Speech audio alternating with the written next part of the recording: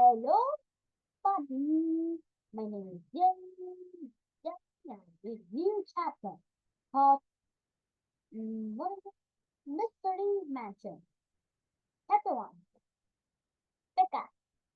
Becca Zamolo stood in the corner of the treehouse with her arms crossed, looking over her group of friends as they passed around a bag of chips. Their meeting was supposed to start in 5 minutes ago, but they were still missing one person, Miggy, who was the latest lucky person all to show up late. Something about it made Becca feel weird. Where is he? Becca wondered aloud, biting her lip. Mickey is always on time, like to everything. So you are back, Matt said to a mouthful. Then Becca tipped over his front of his shirt as he spoke. He'll be here soon. Hopefully, Henry agreed. I talked to him yesterday at the meeting, and he said he will definitely be there. But something still didn't sit right in Becca's stomach. Maybe it was because ever since he and his group of friends were summoned by the mystery game master 2 months ago, Becca feels paranoid about everything. Windows that she didn't remember opening, unexpected knocks on the front door, even a night little note from her mother would leave her in her lunchbox. None of these things end up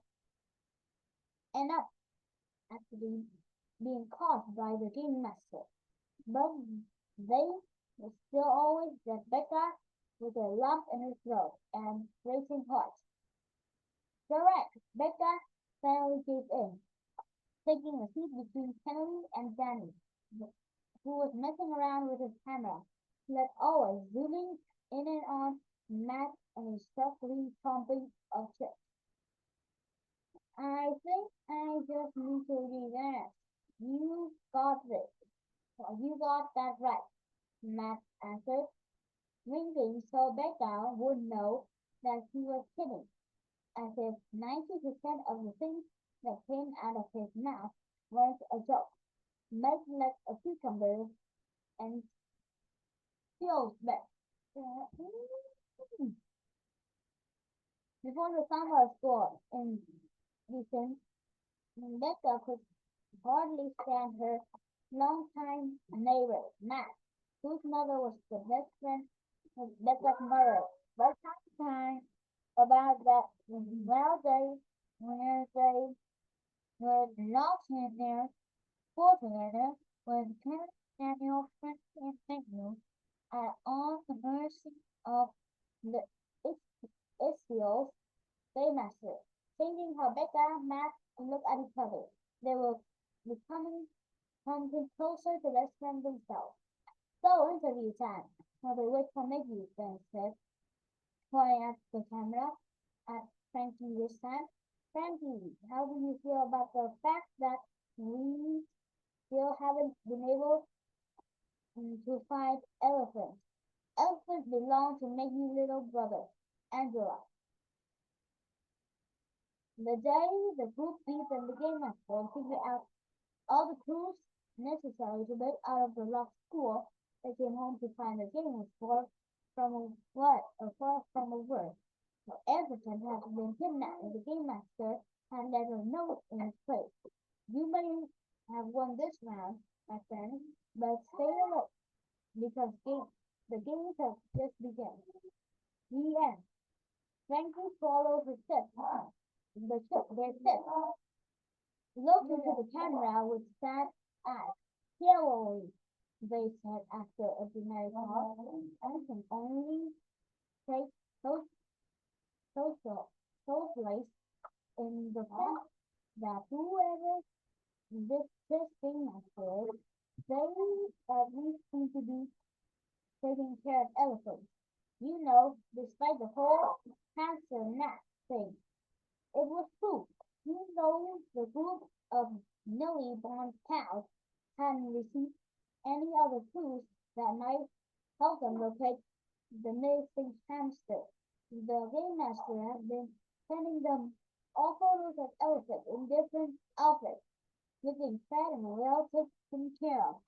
Still knowing that elephant was okay hadn't made any of this easier for Mickey.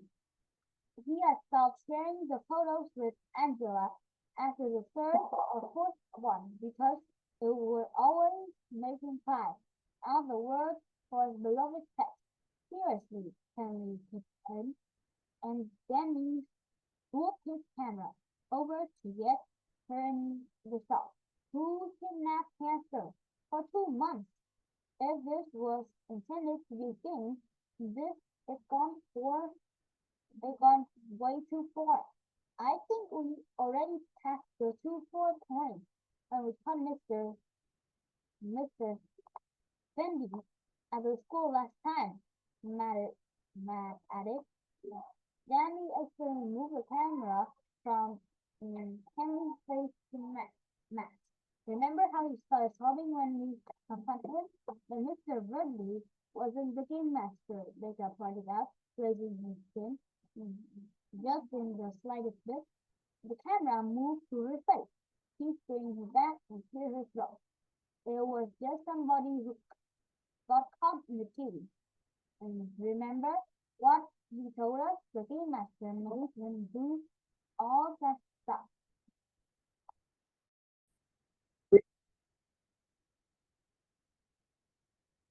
Nobody makes grown up grown up do anything they don't want to do, Frankie scoffed. I still think Mr. Vendy is suspicious as heck. Becca wouldn't exactly deny it. Ever since the new school year started, Mr. Vendy had been missing from campus, which doesn't exactly deny behavior.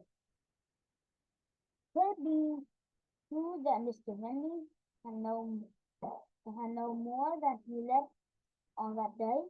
The entire thing was so confusing. The game master was calculated, changed enough to have planned the summer so annoying and doomed without issue from two kids in a glow in the dark figure proposal that had none of vested interest.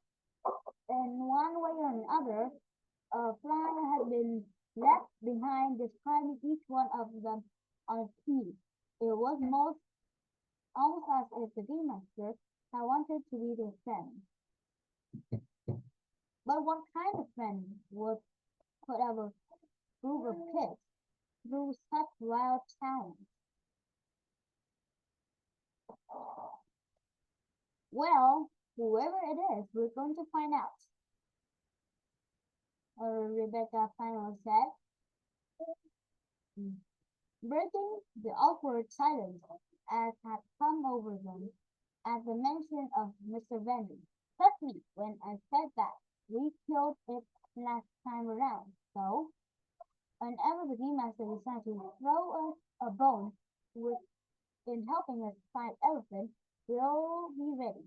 Thank you for listening. Goodbye.